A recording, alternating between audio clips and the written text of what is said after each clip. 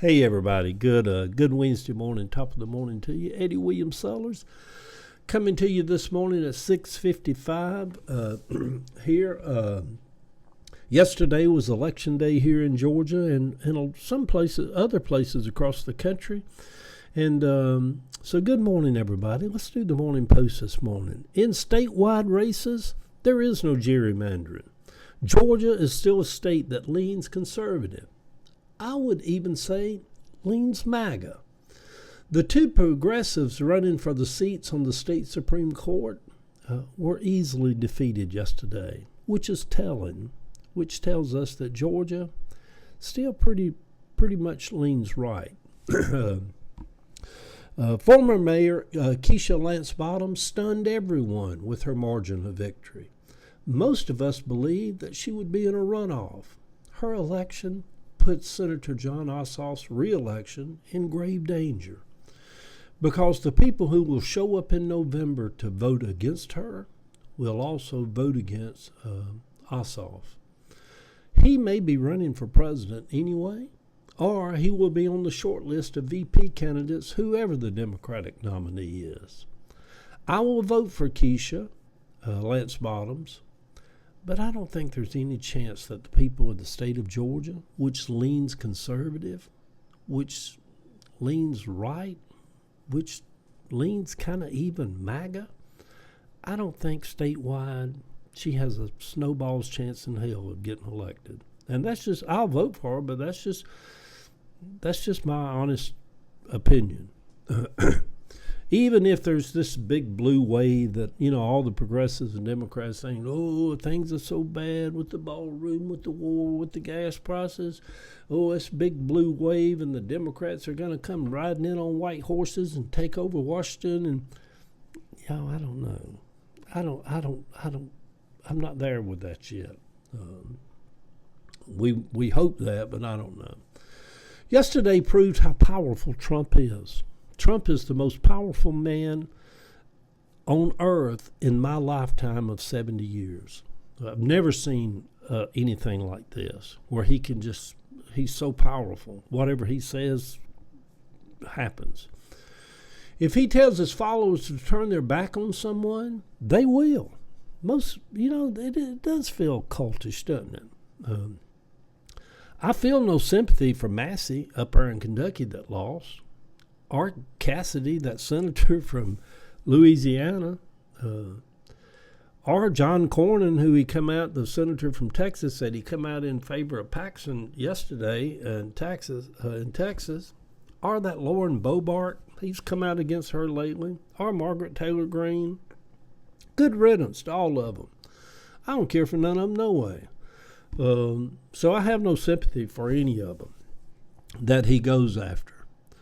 Trump warned all of them, in his first campaign over and over and over. He told the thing about a guy picks up a snake and he tucked the snake along. Eventually the snake bit him and the snake finally told the guy, he said, well, you knew I was a snake the whole time.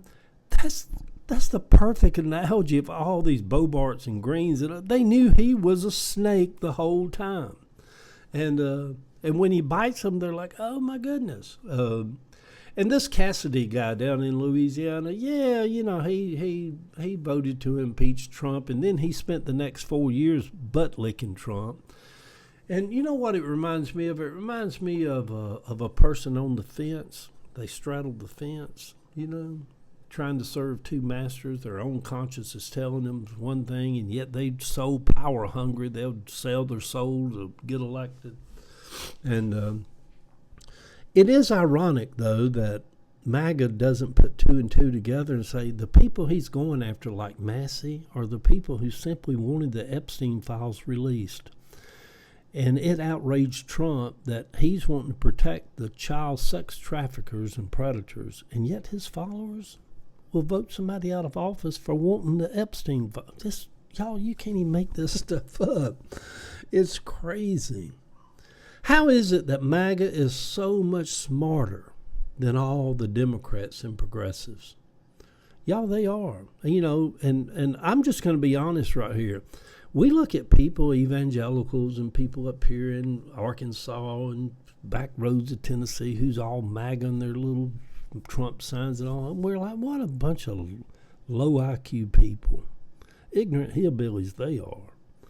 And we do. You know, so I'm just being honest with you. The rest of these people on here, they won't come out and say it like that, but we do. We look like, well, we're very intellectual. We enlightened. We understand truth and salvation and the ways of the world. And these MAGA people, a bunch of ignorant people, mainly a bunch of ignorant white people.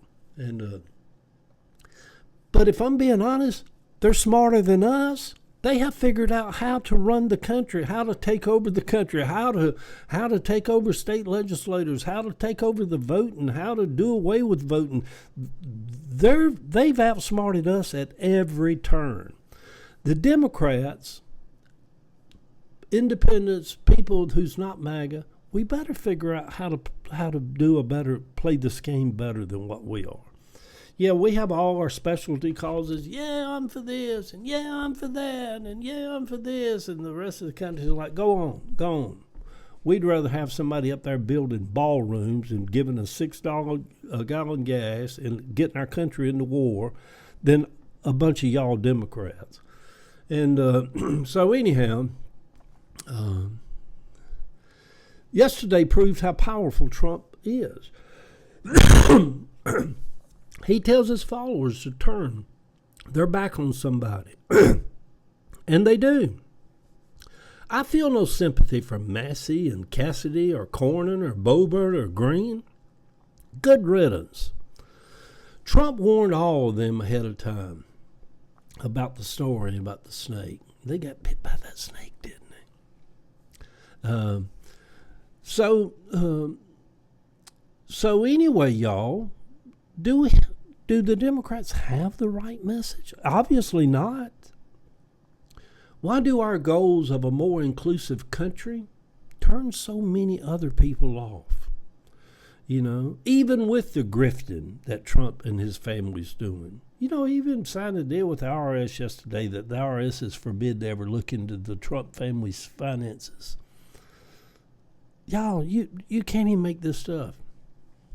Even with the grifting, the ballroom, the war, the gas prices, the economy crumbling, and the $2 billion slush fund of taxpayers' monies for the January 6 rioters. They say, well, at least he's not Hillary. That dreadful, dreadful Hillary and her emails. Is that what got us into all this mess? Well, at least he's not Hillary. Where have all the Democrats really dropped the ball at? You know, something is off track. How do we ever get the country back on track again? The only hope for Georgia, for Democrats, is a massive turnout of the black vote, which I could be wrong. I hope I am. Wouldn't it be wonderful if the first woman, the first black female became governor of Georgia? And I would be massively happy. I may be wrong. But and I hope I'm wrong, because the two MAGA candidates on the other side for governor, the Republican side, will be hell for us to live through here in Georgia for the 4 to 8 years that they'll serve as governor. Kemp wasn't that bad of a governor, really. We're about to get a MAGA governor.